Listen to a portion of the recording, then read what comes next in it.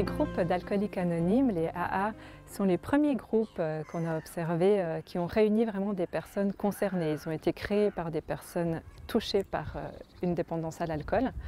Il y a de ça quelques années aux États-Unis et puis ça a été reporté dans le monde entier. Ça a été prouvé que de se retrouver entre personnes concernées de la même situation aide à la santé psychique mais aussi de la santé physique de manière générale. Le fait de se retrouver ensemble permet de mieux comprendre sa situation, permet de mieux comprendre sa maladie. Ça permet aussi de mieux l'accepter, peut-être de mieux aussi accepter son traitement, sa situation, les choses qu'on doit faire pour remédier à cette situation. Ça apporte aussi une qualité de vie. Ça leur amène une certaine chaleurosité, une certaine sécurité, des questions à leurs réponses. On peut parler entre nous. Ça leur permet d'avoir une vie sociale de temps en temps parce que, comme j'ai dit, il y a beaucoup de personnes qui sont dans l'isolement et puis ils sont tous tout seuls avec eux-mêmes, livrés un petit peu à la vie. Pas toujours, mais beaucoup de fois, c'est comme ça. Et donc on se rencontre et puis on parle entre nous, ça crée une bonne ambiance, on discute de nos problèmes, on se soutient, on se épaule et puis c'est vraiment très chaleureux. Donc je pense que c'est surtout ça, c'est cette entraide et ces possibilités de discuter d'une manière neutre entre nous, parce qu'une discussion avec un médecin elle est différente qu'une discussion avec un membre de famille et c'est encore différent qu'une discussion avec quelqu'un, avec un père qui comprend ce que c'est une maladie mentale, qui comprend qu'est-ce que c'est de prendre des médicaments, qu'est-ce que c'est de supporter des effets secondaires et tout ça. Donc je pense que le bénéfice il est là. Les groupes d'entraide se rapprochent de la thérapie de groupe de par leur bien-être qu'ils apportent aux personnes, mais ils se différencient vraiment de thérapies de groupe spécifiques accompagnées par des professionnels, où la démarche sera quand même différente. Un groupe d'entraide autogéré ne se veut pas thérapeutique parce que justement il n'y a pas de professionnels pour l'accompagner, même si on considère que les personnes qui sont à l'interne sont expertes de leur situation. Mais on ne se substitue pas au rôle du professionnel qui est très important et pour certaines personnes, il est peut-être préférable qu'elles aillent dans des groupes avec guidance professionnelle parce que dans leur cheminement, il est peut-être trop tôt de rejoindre un groupe autogéré. Dans ces groupes, il y a du coup aussi un savoir collectif qui se crée, qui se base sur l'expérience des différentes personnes, qui permet la construction d'un savoir expérientiel ou d'une expertise expérientielle, comme on l'appelle. On amène aussi des gens qui ne sont pas fragilisés psychiquement dans le but de déstigmatiser, de montrer aux gens qu'on n'est pas des personnes mauvaises, qu'on a juste nos spécificités liées aux troubles. J'aime pas parler de la maladie, c'est un peu lourd, donc je préfère de dire troubles. Et malgré nos difficultés, malgré nos problèmes qu'on peut avoir, des différents diagnostics, des différentes difficultés qu'on peut rencontrer sur notre chemin au niveau de la santé, on ne reste pas moins une personne entière. Et puis c'est pour ça que j'aimerais qu'il y ait aussi des personnes dites normales qui sont parmi nous, avec nous, pour que ça crée une mixité et puis pour qu'il y ait un équilibre, parce que ça sera un peu sectaire d'être que entre nous. Ces sujets en fait qui émergent des fois, ou ces problématiques qui émergent d'une manière collective, peuvent être portés à l'extérieur, dans le public, dans le grand public, à travers des projets qu'on appelle au sein du GRAP des projets de développement communautaire.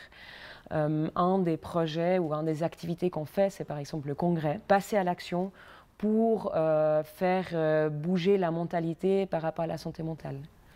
Ça permet de déstigmatiser la maladie psychique ou de aussi problématiser davantage la santé mentale et d'en discuter et de sortir du tabou. L'idée, c'est créer une association pour vraiment pouvoir défendre nos intérêts et puis représenter des personnes fragilisées sur le plan de la santé, pour déstigmatiser aussi de la maladie mentale et pour faire comprendre aux gens qu'on est des gens tout à fait normaux, qui peuvent s'en sortir, qui peuvent se récupérer, se soigner, accepter la maladie et vivre tout à fait bien avec ce trouble qu'on peut avoir. Nous fonctionnons de différentes façons. Tout d'abord, nous répertorions les groupes d'entraide qui existent un petit peu partout en Suisse au travers des antennes et des centres régionaux. Sur le site d'Info Entraide Suisse, nous avons aussi un moteur de recherche qui permet à chaque personne qui a envie de rechercher directement sur Internet, sur notre site, un groupe qui l'intéresse sur sa thématique, de trouver ce groupe-là et les contacts reliés à ce groupe. Et puis nous invitons aussi tout groupe qui existe et que peut-être on n'aurait pas connaissance, qui ne serait peut-être pas référencé sur notre moteur de recherche, à prendre contact avec nous afin d'être référencé.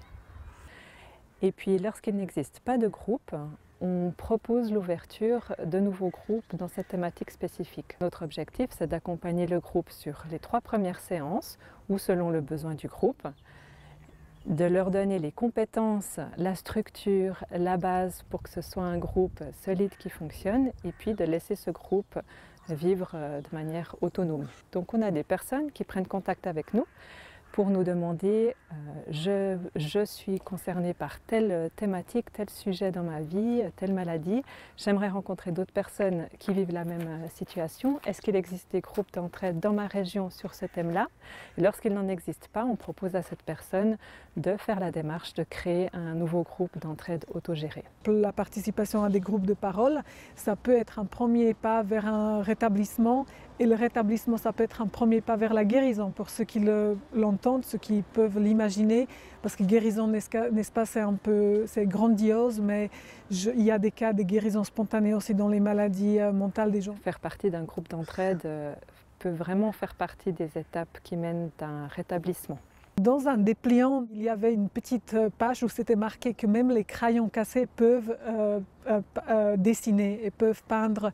Et moi, je pense que c'est ça qui dit un peu tout pour des gens qui souffrent des troubles psy, c'est-à-dire que même malgré un handicap de santé, on peut se rétablir, on peut aller bien, on peut accepter notre médication, on peut se stabiliser. Donc moi je pense qu'on peut se rétablir avec ou sans les médicaments, à condition qu'on est bien appuyé, qu'on a un bon réseau social et puis qu'on est bien en contact avec des gens qui peuvent nous soutenir. Ça c'est très important.